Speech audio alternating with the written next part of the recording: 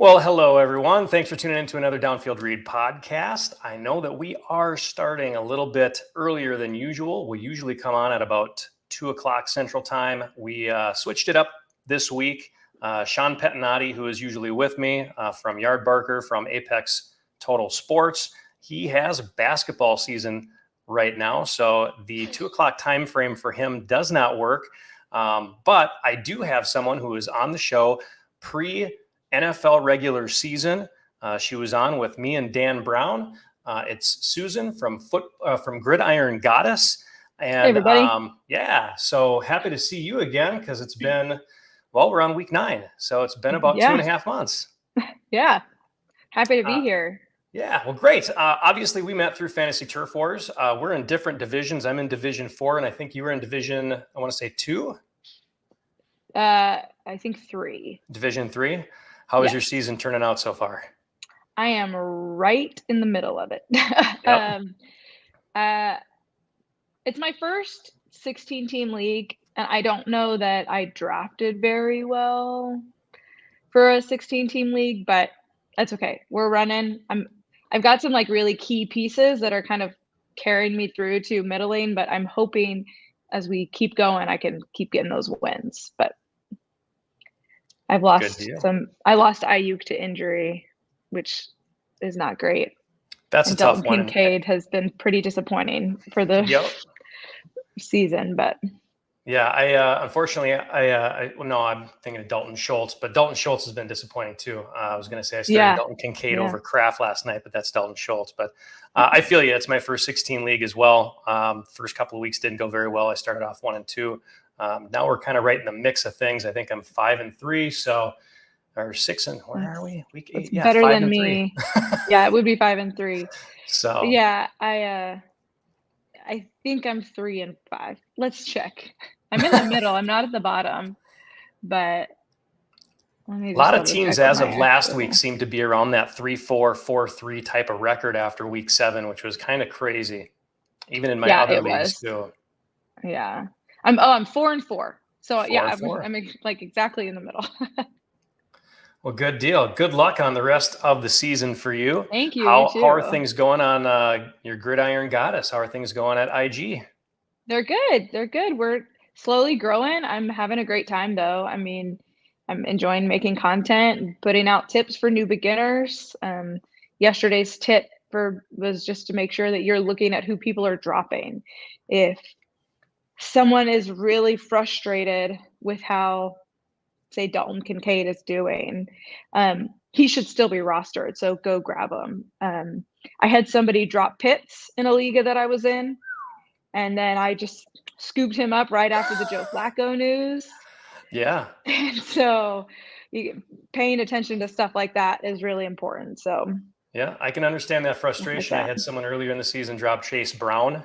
And I snatched him up right away because maybe they were just thinking he was going to be a backup. And now they're talking he might be the RB1 in Cincinnati. So it's always fun to see who people are dropping because even if they've had a bad first half of the season here, the second half can really turn some teams around and vice versa. So, well, someone just dropped in a different league. I mean, someone dropped Dak Prescott.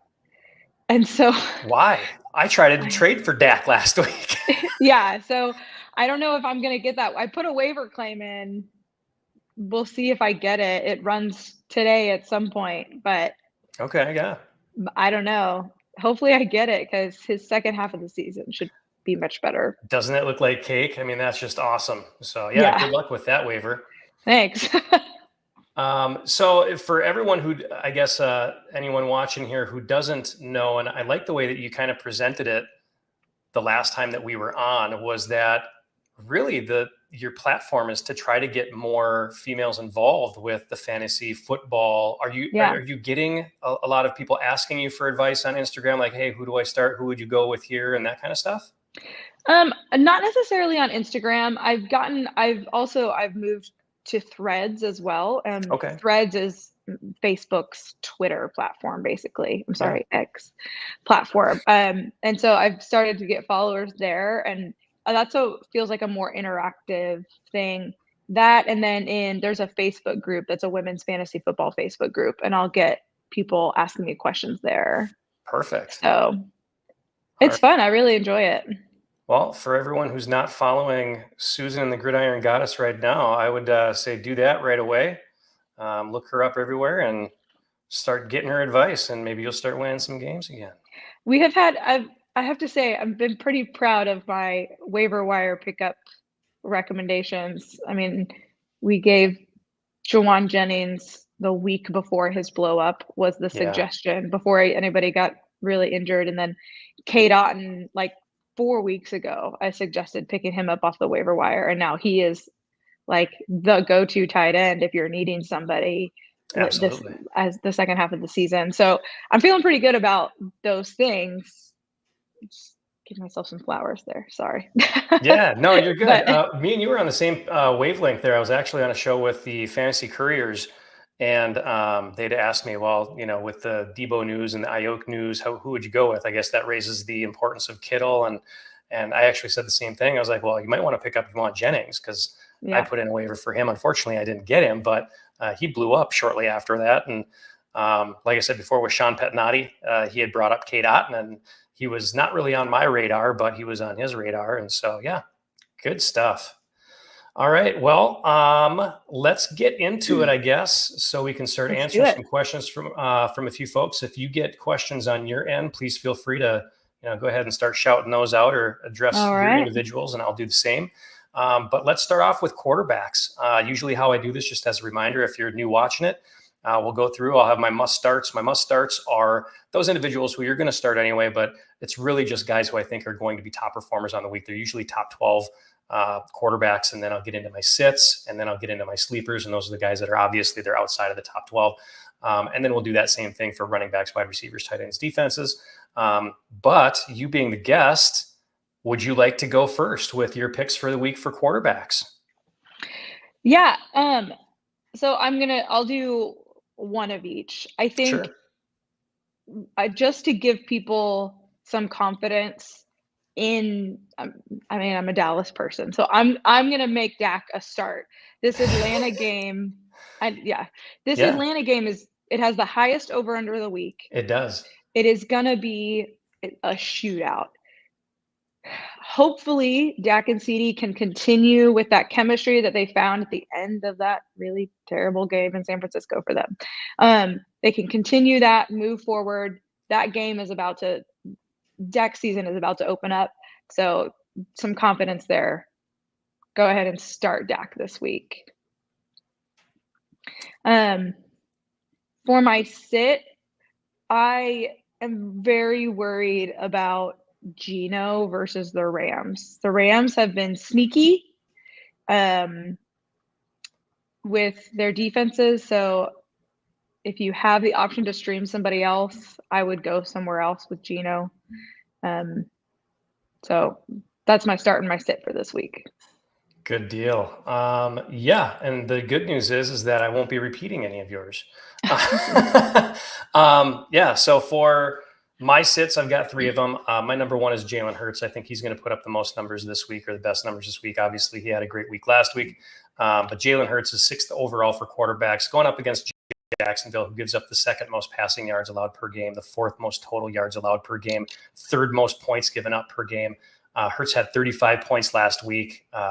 He had 20 plus points the last 2 weeks before that. So definitely keep him in your roster. There's nothing to worry about versus Jacksonville. My second guy is Bo Nix, and I've been preaching Bo Nix, and he was on my waiver show. I can't remember what the percentage was of him, but if he's still available, you got to go get Bo Nix. I picked him up about a month and a half ago. Go grab this guy. He's 9th overall for quarterbacks, playing against Baltimore, who gives up the most passing yards per game. Yeah, they're a pass funnel for sure. Oh, yeah. I mean, they made Jameis Winston look like a Pro Bowler last week. Oh, my gosh. Yeah. They give up the 8th most total yards per game, the 7th most points allowed per game, and Nick's put up 20-plus points in the last 3 of his 4 last games that he's had. So he's on stride to really be a top, 6, 7 quarterback to end the season. Yeah. And then my third one, I agree with you with that shootout game. It's one of my points as well. But I went Kirk Cousins as well, because I think it is going to be a shootout on both sides. Kirk Cousins is currently 12th overall for quarterbacks, going up against Dallas, who allows the second most points per game, 7th most total yards, 13th most passing yards. Cousins has averaged about 10.5 points per game in his first 4 games, but since the first 4 games of the season, he's averaged about 21 points over the last 4. So Kirk has really kind of found his stride there in Atlanta. And again, to your point, that one has the highest over-under for the week. So definitely, if you've got players in that one, and we'll get into wide receivers and running backs because I got a slew of those guys in that game as well. My must sits, you can go ahead and sit Drake May. 20 plus points 2 of the last 3 weeks that he's played at Tennessee this week, who gives up the fewest passing yards and the fewest total yards of anyone. So you can go ahead and leave Drake May. He's not going to do very well this week. I do still like Drake May for some of games down the stretch, but just not now. Jameis Winston brought him up 23.5 points last week against Baltimore, who, they dropped like 18 interceptions and they played like crap, versus the Chargers this week, who give up the 9th fewest passing yards and the least amount of points per game. Jameis Winston, he's going to keep flinging the ball because that's what he does. He's done that everywhere from Tampa Bay to New Orleans and now in Cleveland. He's going to throw multiple interceptions. He's not going to put up 23.5 points. You can go ahead and keep him on your bench if you picked him up on a waiver after seeing his performance last week. My third must sit, keep Tua on the bench. Sounds like he's going to be playing at Buffalo. We all saw what happened last time when the Dolphins faced the Bills. This is not some kind of a Cinderella story of some sort where Tua comes back to take revenge. Buffalo gives up the 6th fewest yards. I don't like Tua's durability and the potential that he could take another hit and he's out again. So wait and see on Tua. Don't like that aspect of it.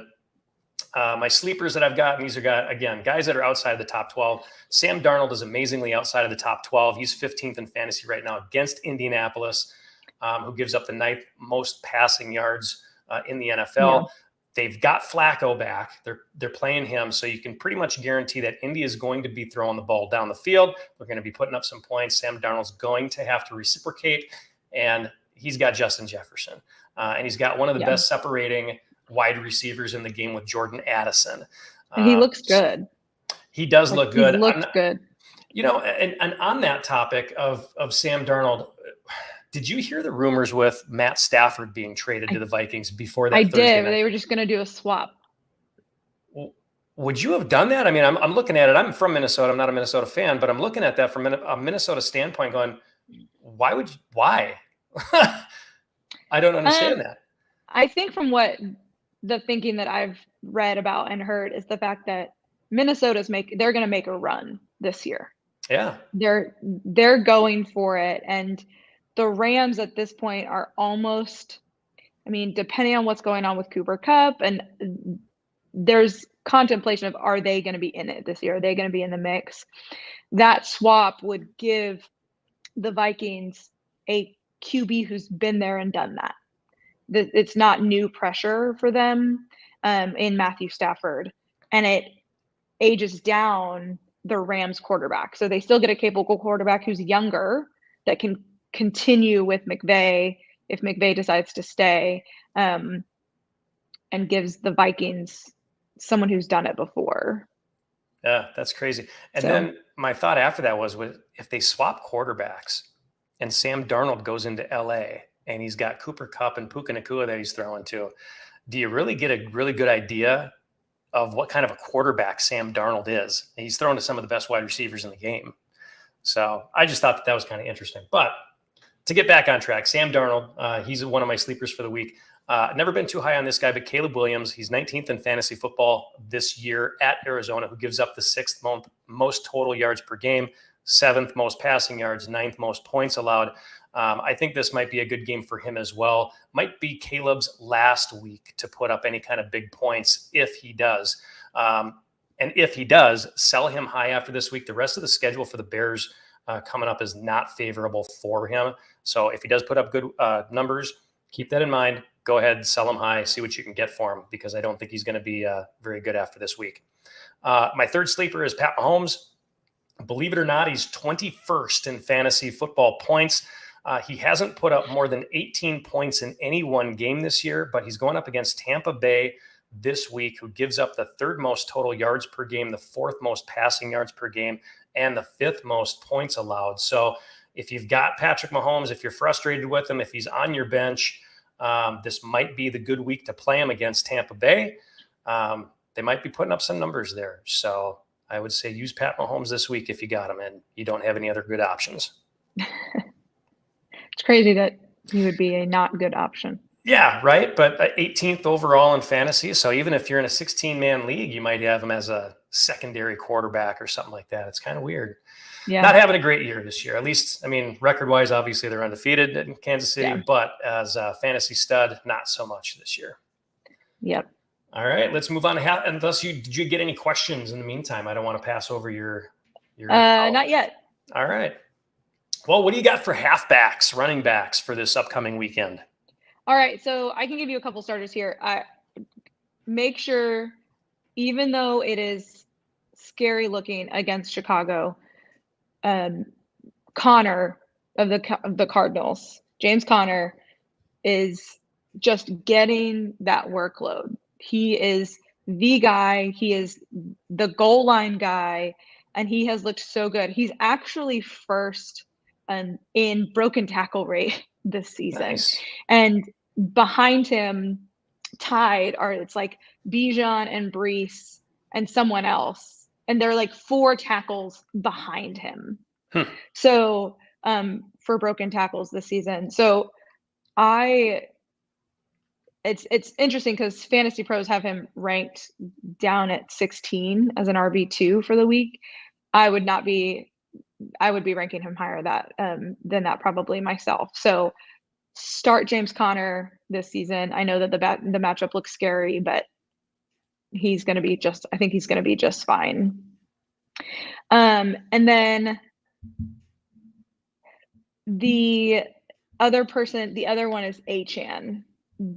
I know that we're talking about Miami with the Bills, but they still, Achane is getting passing work. And that is where they're going to be able to make something happen if they're going to make something happen. So fire him up, get him going for this game against the Bills, because if there's going to be a running back that makes it happen in that game, it's going to be him. One of the backs I'm concerned about is not necessarily a sit, because if you drafted him, you almost can't sit him, but Bijan, I'm worried about his production for this game, not necessarily because of Dallas's defense. Their run defense has been not that great, but we have like an official from the coordinator being like, we want to have split the work. So it is now official that Bijan is in a split backfield. So whether people came in thinking he's going to be this full-time share guy and is going to get all this work, that's not necessarily going to be the case. And Algier is even probably a decent flex play this week because of Dallas's defense. So it's not a sit, Bijan. It's a lower your expectations almost for the rest of the season moving forward, because of what coordinators have come out and said about how they plan to use their running backs. Yeah, it's a good take. And then the only other thing is you just have to make sure that you are paying attention to the injury reports for Josh Jacobs. There were some practicing questions, so make sure that you're just paying attention to that, the running backs there are going up against Detroit's super stout defensive line. So watch out, be prepared for some news for that. And even so, again, lower your expectations. I don't know that you can sit Josh Jacobs, but be prepared for those expectations to be a little lowered.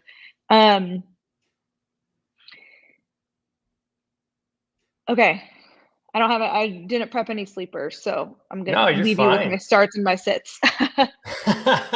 No, you're fine. And you know what? I'm going to play off of that with the, just be aware of, who's injured and who's not injured. My first must start, and when you look at this team and you look at all of their running backs right now, I just pulled it up again. They're all questionable this week. And that's the New Orleans Saints. So if you've got Alvin Kamara, he's, number 2 in fantasy right now. He's listed as questionable. Well, then you might want to go and pick up or play Jamal Williams. Oh, but wait, he's questionable. Well, then you might want to go out and get Kendre Miller. Oh, wait, he's questionable. So it's kind of a wait and see. Usually later in the day, we get a little bit more information on here. Being Friday afternoon, they'll clear a lot of these guys, but wait and see on those guys. But really, if one of them is out, go get the starter if it's possible. Yeah. If Alvin Kamara plays, it's at Carolina. They allow the most points per game, the most rushing yards per game, the second most total yards per game. It's a near non-miss, really. I don't know how he doesn't perform against Carolina. My second one was Saquon Barkley. He's 3rd in fantasy versus Jacksonville. They allow the 4th most total yards per game, 3rd most points allowed per game. Saquon should be a no-brainer. It's weird what's happened in Philadelphia this last month, where it seems like they don't want to use him in the beginning of the game, but then they bring him out later on. I don't know. Their wide receivers are healthy, both A.J. Brown and Devonta Smith. The only person that's not healthy is Goddard at tight end, and he's questionable still. But my third must start for an RB1, and these guys are top 12 running backs.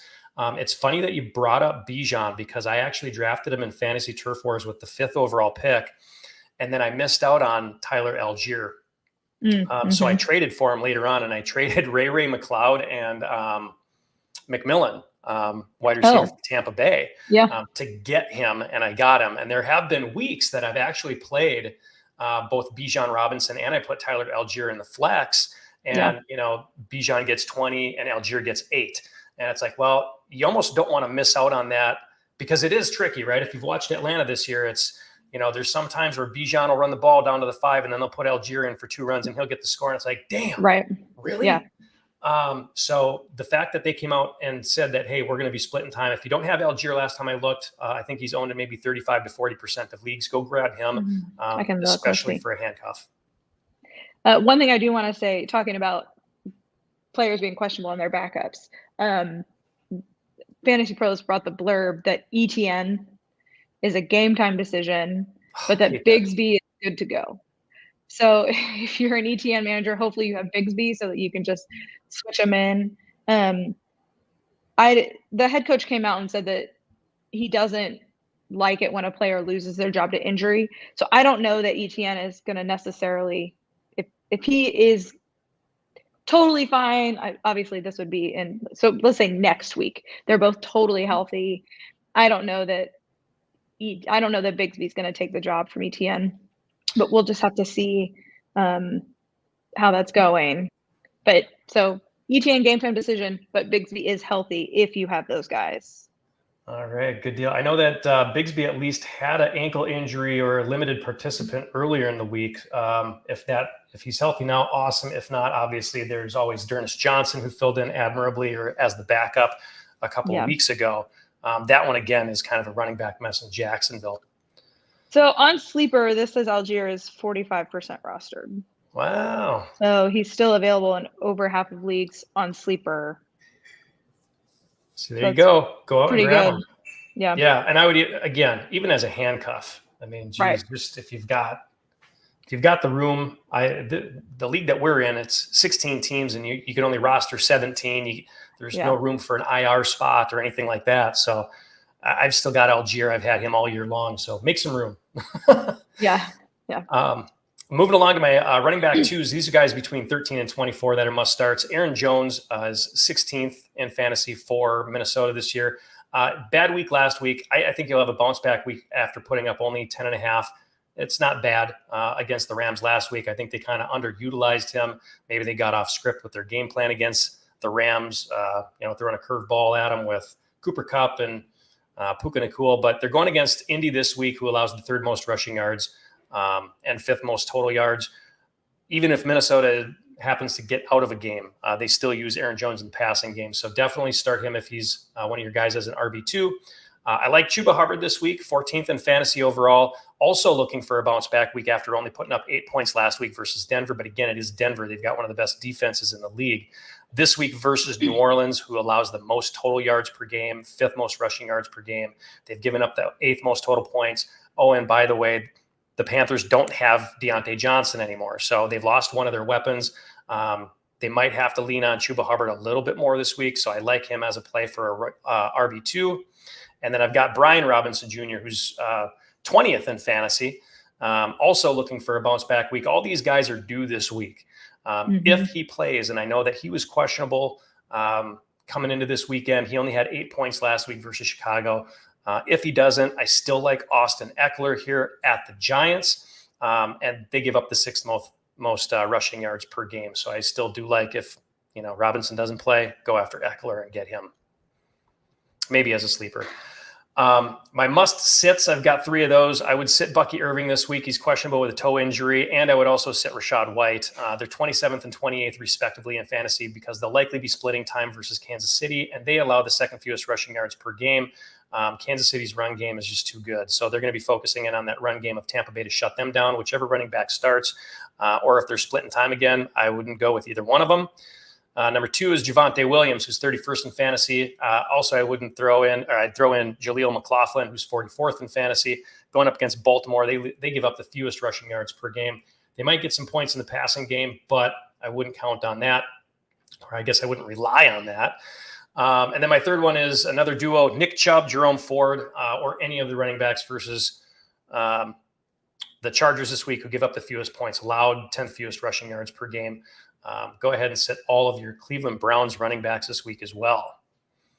When it comes to sleepers, I still like this guy, Alexander Mattison. He's 25th in fantasy, so he's right outside of that, top 24, maybe a running back too. The fact of the matter is he's getting a lot of work there, especially after Devontae Adams left. 2 of the last 3 weeks were at 13.5 points or higher. He's going against Cincinnati this week. They give up the 10th most points allowed, 9th most rushing yards allowed per game. So I like Alexander Mattison as a sleeper. I also like Kareem Hunt. He's 34th in fantasy right now versus Tampa Bay, who allows the 3rd most total yards per game. Hunt is involved in that offense now. He'll be up in the top 24 in no time. They're going to keep feeding him the ball. So I like him if you can even call him a sleeper. And then Susan, I like Rico Dowdle. I know it's been weird in Dallas there with the Ezekiel Elliott experience. He's 36th in fantasy. And the funny thing is this is what I do with my running backs in that 16-man league in Fantasy Turf Wars is I went back-to-back with Zeke and Dowdle in whatever rounds it was, 9, 10, or whatever it was. Yeah. Because I figured that Zeke was going to start the year and then Rico would get the ball. Again, it's the most high-scoring game prediction for this week. I like Rico to come back. Last week he was ill, so don't hold that against him. But Atlanta gives up the 4th most total yards per game, 12th most rushing yards, 13th most points per game. So look for Rico to have a big game. I like him. All right. How are we doing on wide receivers? What do you like there? Well, definitely start the Philly duo. Against Jacksonville. They're allowing 33.2 fantasy points to the position. So it goes along with the same thing with Hurts should have a big game. Make sure that those Eagles wide receivers, either of them, if you have them, it's confidence to start Devonta Smith this week, and making sure that you've got AJ Brown, you're going to start him, right? You start your studs. Absolutely. So, but just know that. Say they split the points allowed, you're still getting 16 points from either of them, right? So that's going to be great. The other one just to keep an eye on is Chris Olave. Derek Carr's coming back. I know that he's been disappointing in general this season, but they're facing Carolina. Worst offense, worst team in the league, I think, at this point. They're allowing 28.3 fantasy points to the position. And at this point, with Shaheed out, who I guess was Carr's favorite target, Olave is clearly the number one. You've got a couple tertiary guys, but he's going to be getting the majority. He should be getting the majority of those targets. So I think you can start Chris Olave with confidence this week against Carolina. Yeah, I like that. And then my sit this week is Zay Flowers. Okay. Because Johnson's coming in. They're facing Denver, which is the number one in a strength of schedule score tool. They're the number one defense against wide receivers, allowing the fewest points.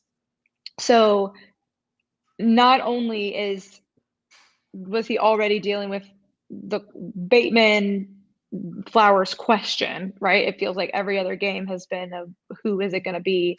Now we're adding Deontay Johnson to the mix. Yep. Coach came out and said that, or somebody, an assistant coordinator, somebody said that's not going to affect the wide receiver 1, wide receiver 2 of Flowers and Bateman, but you just never know how that's going to happen. And against that Denver defense, that really worries me. If you have somebody else, DJ Moore, I would probably put in over him, facing the air, because he's got that matchup against the Cardinals. I think he and Caleb Williams get back on the same page this week. I would probably start him over. And then getting Ladd McConkey in your lineup. He's the other one. He's a later ranked wide receiver that I would start with confidence. Oh wait, we're doing sits. Sorry. I saw his name on my list and I was like, yeah, start him. I think one of the questions is DK back this week for the Seahawks? Yeah, that's funny. I just looked that up this morning because that's definitely going to play a role in one of my selections for this week, and he was still listed as questionable as of this morning. So pay attention to see what's going on with DK before putting JSN in one of if you have 2 higher wide receiver lineups. You might be able to get away with him as a flex still this week, but making sure that you're managing expectations if DK comes back. If DK is not back, then I think it'll be okay, but just pay attention to that. Absolutely. So. Yeah, so I've got kind of the same thing, and this time we've actually got some people that we're going to double down on, me and you. So all right, we're really going to hammer this one home. So my wide receiver ones, and these are the guys that are top 12 in fantasy that you must start. Justin Jefferson, he's second overall in fantasy. You're not going to not start him, especially against Indianapolis this week. They've allowed the 9th most passing yards per game and the most total yards. So Justin Jefferson is a for sure. I like Jaden Reed this week as well for another potentially high scorer of the week. Sounds a little off to some people. He's 7th overall in fantasy, 2 back-to-back bad weeks. And against the Lions, I think he'll break that streak. You mentioned it before. The Lions have a great run defense. Well, right. Packers are going to have to pass the ball. Detroit gives up the 6th most passing yards per game. So, and I get that there's a lot of mouths to feed in Green Bay with the reemergence of Watson now. Everybody seems to be healthy there. Tucker Kraft has come about, and you got Dobbs still there. So I get it. There's a lot of balls to be thrown around. But if Love is on point, he's going to feed everyone. And I think Jaden Reed comes away the winner this week where he hasn't the last 2. Well, and I think Reed's the number 1 still. Oh, for sure. For sure. But you do have to think about Love's injury, managing expectations for Reed. If Love is healthy, by all means, yeah, great. But so just keep that in the back of your mind. Absolutely, for sure. My third must start, Drake London. I mentioned Kirk Cousins before. Again, we can't say this enough, and it's funny because Sean and I will always do this too. We'll look at the over/under for each game. Go ahead and take a look at that. It doesn't mean you have to go out and gamble and bet on it. It just means that this is what experts are predicting for the high score of the week. Is it necessarily going to go in your favor? If it's an over of 50, over under 51, doesn't necessarily mean that your team is going to be the team that scores 35. They might be on the short end of it, only scoring 14. But there's a good chance that it's a shootout. I like Drake London this week against Dallas. We kind of saw what happened when Dallas faced San Fran last week. But Drake London is 5th overall. Had a down week again last week. I'm expecting a bounce back against the Cowboys this week. Again, the over-under is high. Dallas gives up the 2nd most points per game, 7th most total yards per game. So Drake London should be a good one to put into your lineup as a wide receiver 1. As a wide receiver 2, you mentioned him already. I love Devonta Smith this week. 19th overall for fantasy wide receivers versus Jacksonville. They give up a lot of passing yards. They give up a lot of points. So Devonta Smith, he's a must play. Number 2, I got Josh Downs. Mentioned Joe Flacco coming back. Yep. You mentioned that boy, who was it that got a wide receiver? Was it Pitts? Michael Pitts? Yeah, Got drop Michael dropped. Pitts. Yeah. So people are, and my wife is the same way too. She's got Indianapolis wide receivers, and she's kind of back and forth with them. It's like, what quarterback is going to start this week? Yeah. Well, it's Flacco this week, so you could feel free to start your wide receivers in Indianapolis. Josh Downs is 23rd overall for fantasy wide receivers. Had 20 points last week with Anthony Richardson. He'll be just as good this week with Flacco against Minnesota, who gives up the third most passing yards per game. You mentioned it before, and I hope you're right. DJ Moore, I drafted him. I need it to be right. So yeah, I need that to be right too. I drafted DJ Moore, and he's been inconsistent at best. But DJ Moore, and so he's 24th overall in fantasy. This week is a good matchup. He's had back-to-back bad weeks now with the bye in between there. This week he has Arizona. They give up the 6th most total yards, 7th most passing yards per game, 9th most points overall per game. You can't keep DJ Moore down for too long. I think he bounces back, and he's got a great week coming in this week. Yeah. My number one sit, couldn't agree with you more, Zay Flowers. 18th in fantasy with 3 of the 4 of his last weeks over 15 points, going up against Denver, who allows the 4th fewest passing yards per game. Not a good matchup, especially with, Deontay Johnson, who we mentioned before. There's another wide receiver target in there. I get that they said, it shouldn't affect anything, but let's look at the team, right? We're going Zay Flowers, Bateman, and Nelson Aguilar to Zay Flowers, Bateman, and Deontay Johnson, who tore it up in Pittsburgh before he went to Carolina. So let's not make any mistake about it. He was a 3rd-round draft pick, and he blew up in Pittsburgh. He has the capacity to be a number 2 in that, in that wide receiver group.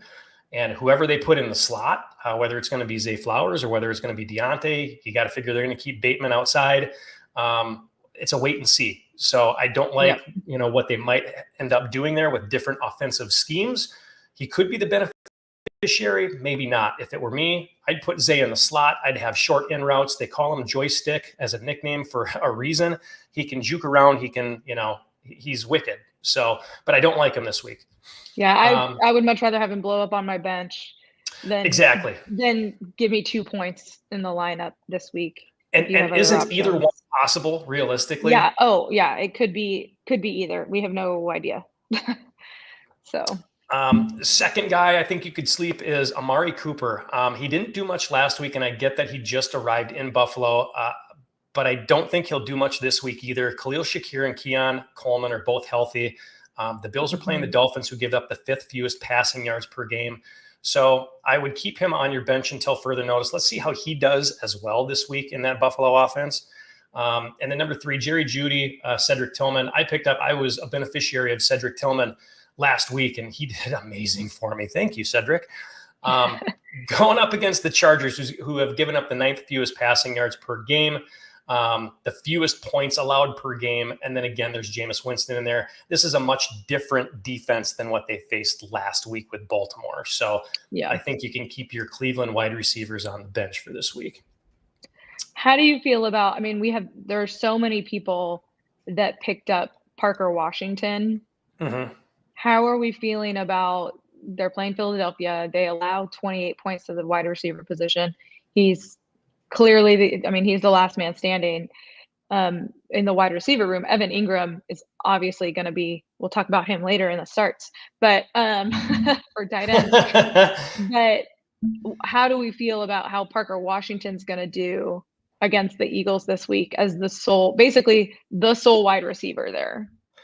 Yeah, that one's going to be tough.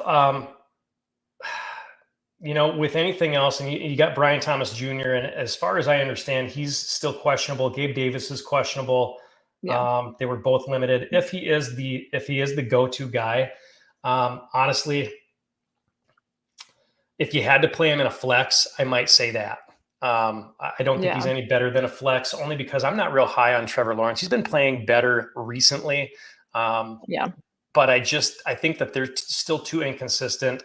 Their whole offense is kind of a mess, right? We mentioned it before with ETN being questionable and Bigsby being questionable. Duvernay is on the IR. Kirk is out. Kirk is out. Yeah, he's done. They're just beaten up so badly that obviously they're going to have to feed someone. So I think he'll get he could potentially get maybe 10 targets in this game. Is he going to catch them all? Is he going to break away? You got to remember, he's not a number one wide receiver, but he's going to be covered like a number one wide receiver by whoever the number one cornerback is. Yeah. So it's a tough play for me. I would say maybe a flex if you absolutely need it, if you've got a couple of guys on bye. Yep. That was same. I feel the exact same way. I just wanted to bring him up because so many people picked him up. I think he was literally on every single one of my waiver wire runs. Yeah. After all the wide receivers went down basically in one game in Jacksonville. So well, I tell you what, one person that I was surprised to get off the waivers this week, and if you haven't put in for him already, how about Adam Thielen? Again, with Deontay Johnson. Is he back? Not being, he has been practicing. He practiced last week. They held him out. He's been practicing limited this week. He might not play again this week, but I think he will be back next week. And if you look at Carolina, now they don't have Deontay Johnson. They've got Xavier Legette. And the reason why I bring up that whole scenario is because he's one of my sleepers this week. Without having Deontay Johnson in the lineup, because he was traded to Baltimore. They play New Orleans this week, who allows the 5th most passing yards per game, the most total yards per game, and the 8th most points allowed per game. Legette should get, if he's, again, now I think he's questionable too, he's going to get fed a lot as well. But Adam Thielen's return, he should fit nicely back into that number 2 role again, and he can catch everything. So it doesn't really matter if you've got Andy Dalton back there or if you've got Bryce Young. But yeah, go out and get him. He might not play if you've got a spot. He might not play this week, but the rest of the season. He was our waiver wire pickup for this week for Ed Gridiron got us to make sure that we go get him, just because when you're looking at his stats, I mean, his snap percentage went down a little last week. I don't know when he got injured in that game, but still in that, against that Denver defense that allows the fewest points to wide receivers, he's still got 11 points in a let's see what it is in a full PPR. I run in a half PPR. He had 13 points in a full PPR format because he had 4 receptions and 34 yards, and he got the touchdown. He's had 3 touchdowns on the season, and so he's like 6'4" and 200 and something pounds. So he's gonna be an end zone target for Bryce Young. And so he's 6'3" and 227 pounds. I mean, he's almost a tight end. Like he's like big tight end size. So he's gonna be an end zone target. He's gotten touchdowns this season. So I think you can definitely look at this week. Yeah, he's a boomer bust. 22 receptions, 3 touchdowns. I mean, that's a really good percentage. It's very low. I mean, considering the fact that we played this many games, he averages maybe 3 receptions per game. He gets, he'll get 6 or 7 targets. And at one point he got 10 targets at one point against Cincinnati. They've got a terrible defensive backfield as well. But yeah, his percentage of targets should go up.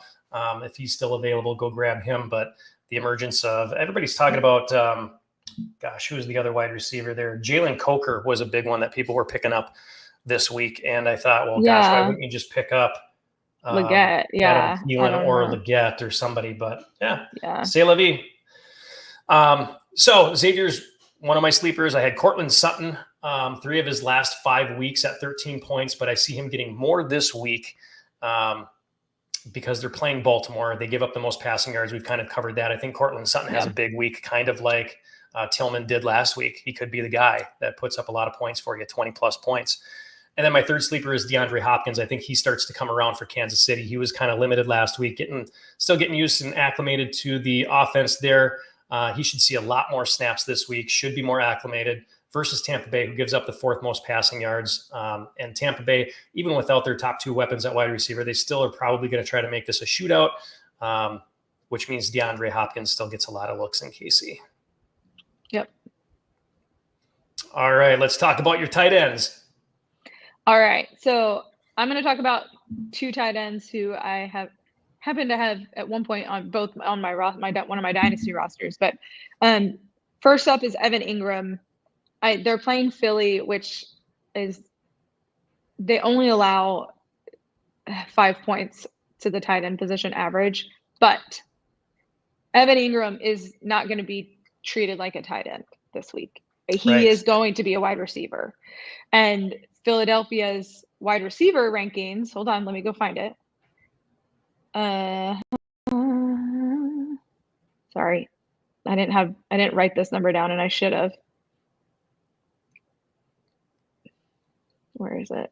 Dun, dun, dun, dun. Anyway, they allow 19. They allow 28 points to the wide receiver. So they're going to have to treat Ingram more like a wide receiver. He is a target machine. If you are especially if you're in a PPR league, I mean, he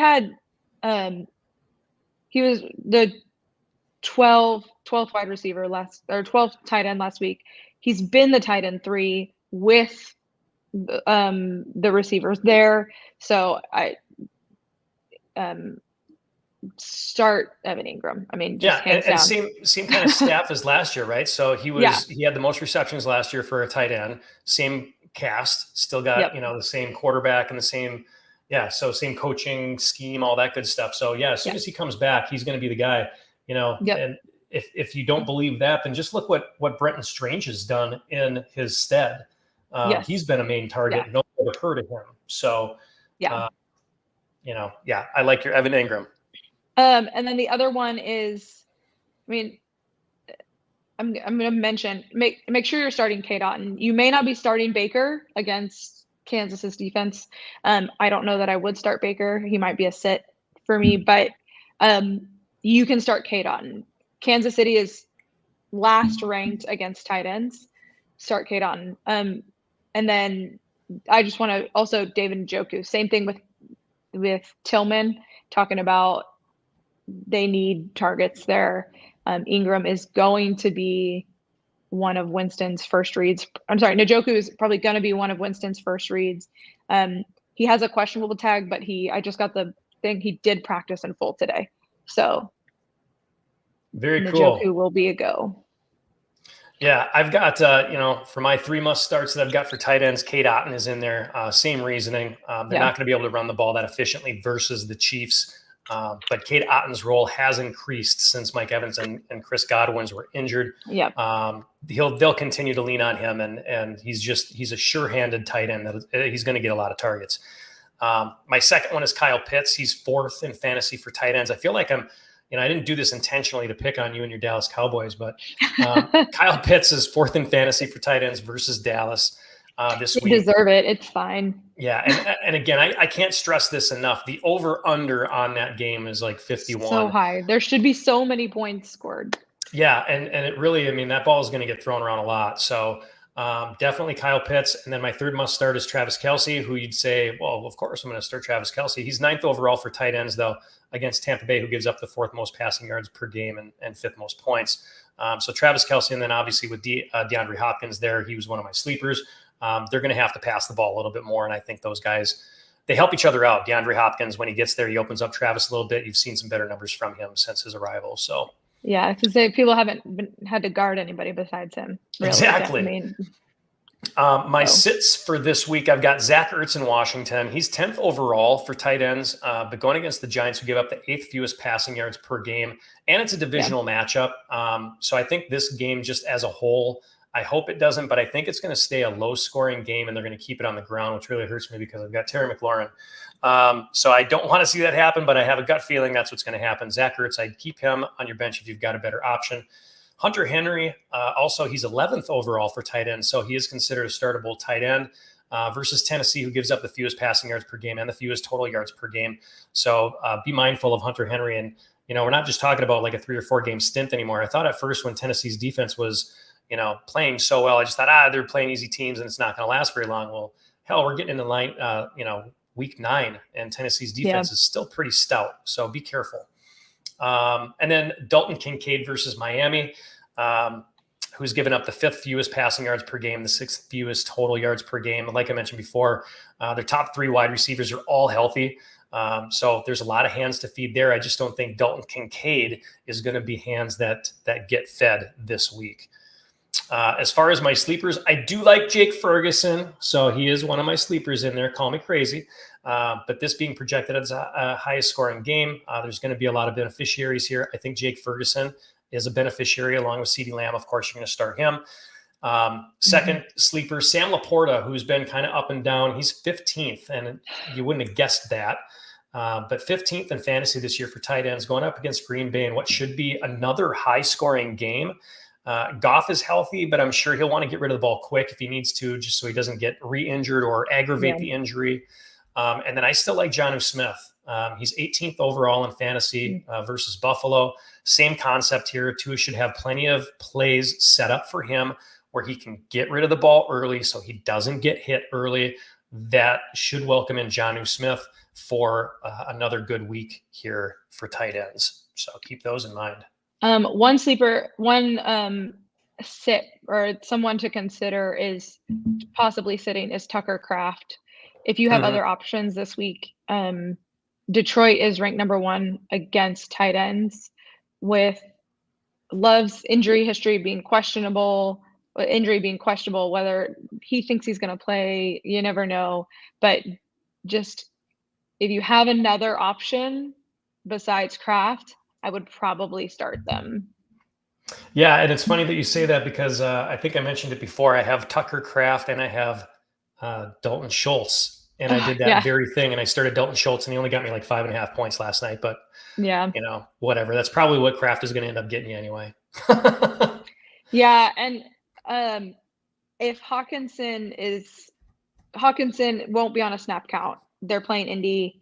If he's been in your IR and you made room for him on your lineup and you've been waiting, I would put him in.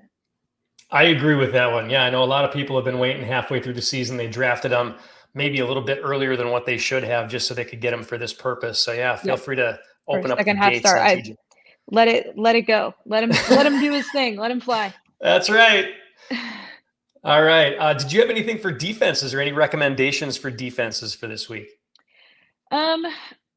Let me switch to my. The only thing is the Saints have been like iffy, but they're playing Carolina. Bryce Young is starting. So if you have the Saints, I think you can start them with confidence this week. And then the Bears are playing Arizona. I think you can probably start the Bears defense has been generally pretty good. So I think you can start them.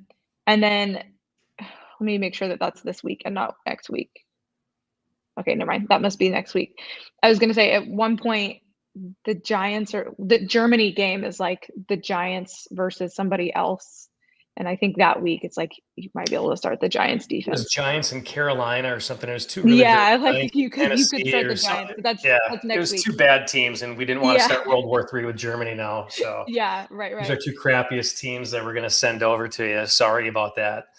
Yeah, and again, if you have the Chiefs, I hope you've been able to ride their defense. They've been doing amazing. Spagnuolo over there has had that defensive unit just like they're killing it. So, but I think that's the big one is I think you can start the Saints this week just based on the fact that they're playing Carolina and Bryce Young. Oh, for sure. And we've talked about this before in previous shows is defenses you don't have to hang on to. Defenses are almost strictly week to week. I've got 3 must starts. Buffalo, they're 6th overall in fantasy or generally, depending on how your scoring goes. But Buffalo is 6th overall versus Miami, who's averaging 14 points per game. We all saw what the Bills did to them earlier this season. They got almost 20 fantasy points. I think you can expect something similar this game. Probably not 20, but you're going to have double-digit points against the Dolphins this week if you start Buffalo. I like the Chargers versus Cleveland. Kind of talked about this one already. Cleveland, who scores the 6th least amount of points per game. The Chargers will only allow 13 points per game, which is an NFL best. I think that's going to be a very favorable start if you've got the Chargers. And you can hold on to the Chargers for next week too when they play Tennessee. You're damn right you can. So because I got them. you gotta look at the matchups down the field, and people, it's like. Look at Tampa Bay. You mentioned New Orleans. You got to look at the teams going down the stretch here. If it's green, if they're playing weak teams, man, it doesn't matter how bad they are right now. They're getting a handout to them. Yeah. My third team is a team that you mentioned, Kansas City versus Tampa Bay. The Chiefs give up the fifth fewest points per game, and they shut down the run, which is what Tampa Bay is going to have to do early on. My sits, some people might call me crazy, sit Denver. They're the best defensive fantasy football team out there, but they're playing Baltimore, putting up the second most amount of points per game. They just added a new weapon with Deontay Johnson. It's not a good idea. Keep Denver on your bench. Well, and the line has been holding for Lamar to do what he needs to do generally. So, yeah, that's a good idea. I would also sit Green Bay, and they're currently fourth in fantasy football versus Detroit, who's putting up the most points per game. So if you've got a different option there, I think that one, again, I think I mentioned it before, that one should be a high-scoring game as well. Yeah. And then you can go ahead and sit the New York Giants versus Washington, who scored the third most amount of points per game. New York looks like a mess if you watch that game last weekend. Wow. Sleepers, you mentioned them. They're my first sleeper, the New Orleans Saints. They're 15th overall versus Carolina, who lost Deontay Johnson last week. They went back to Bryce Young, so it's kind of a no-brainer. But since they're outside of the top 12, New Orleans being number 15, I would definitely pick up the Saints if they are still available. My second sleeper is Washington, who's 17th overall versus the Giants. And like I just said, the Giants score the second fewest points per game. If you saw their incompetence last week, you'll understand what we're talking about. And then my third one is the LA Rams. And this one might be a little bit tricky one. Again, you kind of mentioned with DK Metcalf being out. Is he going to play? Is he not going to play? The Rams are 21st overall, and it seems like a stretch. But the Rams defense in fantasy has produced 7 points, 18 points, and 10 points in their last 3 games. And again, Seattle might be without DK. So if you're riding the high wave of the Denver Broncos and you need to pick up someone, maybe you're lacking some options out there, the Rams might not be a bad option there. They might be a good sleeper for you. And that's all I got. All right. That's it. That's fantasy football week 9. So I am looking forward to some of the games this week. Yeah, well, I mean, the Dallas game should be really fun. Yeah. The NFC is a little bit more open than it was, or than the AFC is. I saw somebody posted out with all the AFC teams and their likelihood of making the playoffs, and you were either above 80% or you were under 15%. Yeah, it was something crazy. Really bad. So, did you watch the game last night? I watched parts of it, and my only, what I used to do is I would include the Thursday night games into here, but then again, we wouldn't get to these, until now. And then, if I say, oh, you should have started Bo Nix, and people are like, you're full of crap. So I didn't include the Thursday night games, except for the fact is I said you shouldn't start either one of those quarterbacks last night. Aaron Rodgers proved me wrong, but Stroud proved me right. Something not good going on. Stroud is going through a sophomore slump, obviously not having Stephon Diggs now and Nico Collins. Something's just off there. So Houston is not the team that they were last year for sure. That catch by Garrett Wilson, thank you very much. I started him in my Downfield Read League. Appreciate your 20-something points to give me a 75% chance to win this week. Thank you very much. Yeah, I needed that Devontae Adams touchdown. Helped a lot. It's nice to see him finally getting involved. I mean, he had, 9 targets, 11 targets. Yeah, I think he had more. I think he had one more target than Garrett Wilson did, if I'm not mistaken, if I saw that correctly. That was nice. Let's see. So 11 targets, and he had 7 receptions for 91 yards and a touchdown. So that was nice. I think Tank Dell did a lot better than people thought he was going to do. So against a decent defense, I wasn't able to. I was like you, catching bits and pieces.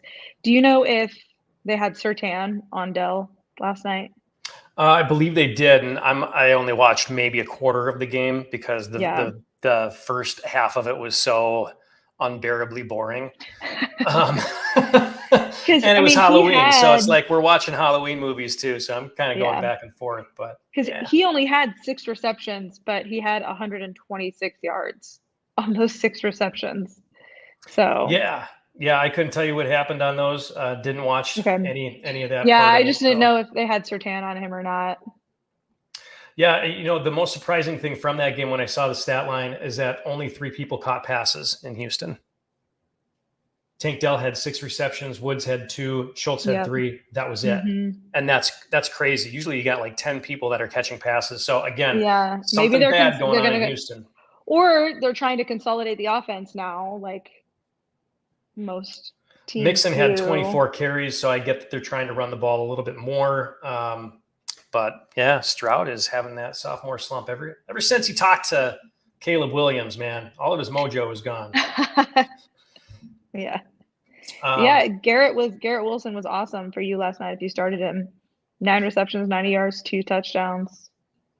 Yeah, both of them are pretty good. So here's the question now. The Jets, 3-6. Are they a serious contender or not so much? Well, I don't know we'll have to see what happens with the rest of the division. Because they were tied for first, right? The Jets were. But when they fired Robert Saleh, weren't they in? I think they were because they've lost. Yeah, they lost their first game. Oh no, they weren't because Bills is in their division. But they were able. They could. I mean, they're above the Dolphins and the Patriots, so they are definitely in the. Yeah, 3-6. Hopefully, it's not too little, too late for them. A lot of competition in that AFC, though. I mean, you're looking at the Bills, the Chiefs, the Steelers, the Texans all have 6 or more wins. And then you've got the Broncos with 5, the Ravens with 5, and a bunch of 4-teamers. So still a lot of season left to go. Maybe Aaron Rodgers has some magical mushrooms and he'll make another cave dwelling or whatever he does there. Cayenne pepper. Don't you know? It's cayenne pepper and water now. Oh, okay. Oh, boy. I just think it would be interesting to see him in the playoffs again, but I don't really want them to go anywhere, honestly. Yeah. Oh, well, that's just me. We'll see. But it was nice to see them. It was nice to see Adams like really get involved last night and get that passing attack going for fantasy purposes.